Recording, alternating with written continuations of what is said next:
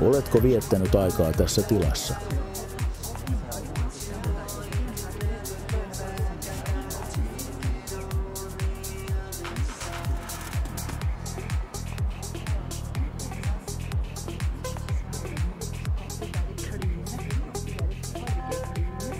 Tukeeko tila hyvinvointiasi? Ei kasveja, kirkas valaistus, kliininen tunnelma, levoton tila.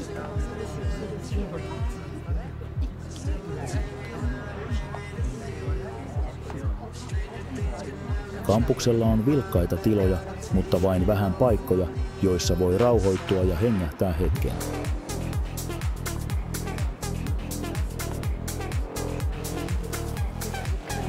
Miten tilasta tulisi kutsuvampi? Tavoitteena on siis luoda kampukselle tila, joka edistää hyvinvointia ja yhteisöllisyyttä. Tämä voitaisiin saavuttaa suunnittelemalla tila, joka tarjoaa mahdollisuuksia rentoutumiseen, sosialisoitumiseen ja yhteisölliseen toimintaan.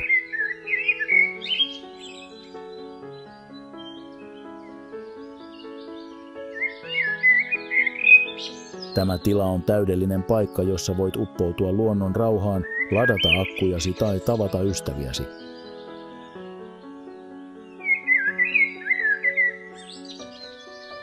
Hengitä syvään, anna ajatustesi vaeltaa ja luonnon voiman virkistää sinua.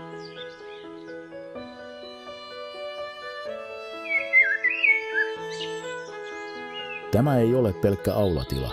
Tämä on kokemus. Sinun luonnollinen pakopaikkasi.